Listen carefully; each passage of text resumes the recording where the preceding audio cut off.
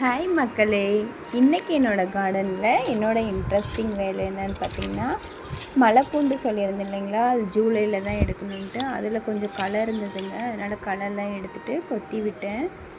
மண் கொஞ்சம் அணைச்சி விடும் போதே தெரிஞ்சுதுங்க, பூண்டெல்லாம் கொஞ்சம் நல்லா பெருசு பெருசாக இருக்க மாதிரி இருக்குது. ஒரே சந்தோஷம் ஆயிடுச்சு. அதுக்கப்புறம் பார்த்திங்கன்னா, இது இன்னும் 2 மாதத்தில் நம்ம எடுத்துருவோம் இல்லையா, அதனால் சுரக்காய் செடி போடலான்ட்டு ஒரு 5 விதை போட்டேங்க. 2 தான் முளைச்சிருக்கு. சரி 2 விதையிலேயே நமக்கு போதும், நம்ம வீட்டுக்கு கிடச்சிருன்ட்டு விட்டுட்டேன். அதுக்கப்புறம் இன்னும் போடலை. இது பாருங்கள், குளிர் போட்டிருந்தேன் சிறுகீரை விதை. ஆனால் சிறுகீரை ஒன்று கூட முளைக்கலையேன்னு ஃபீல் பண்ணிகிட்டு இருந்தேங்க. இப்போ வெயில் ஆரம்பித்த உடனே ஒரு 2 செடி நல்லா பெருசாக வந்துருச்சுங்க. அதாவது நான் கட் பண்ணாமல் விட்டுட்டேன், ஏன்னா விதை வரட்டும், அதுலேருந்து நம்ம திருப்பி போடலாம் அப்படின்ட்டு. அதில் இருக்கிற விதையெல்லாம் இப்போ சேகரித்து வச்சுருக்கேங்க. இது பார்த்திங்கன்னா மல்லியில் ஒன்று பிடுங்காமையே விட்டுட்டேங்க.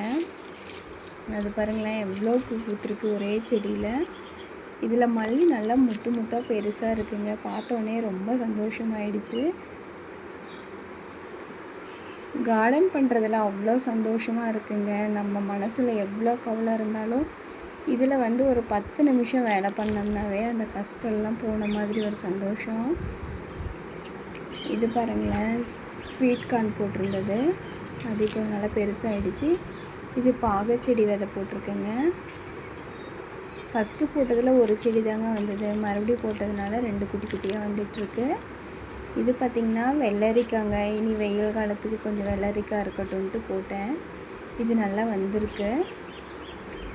அந்த சிறுகீரை விதையிலேருந்து இதில் கொஞ்சம்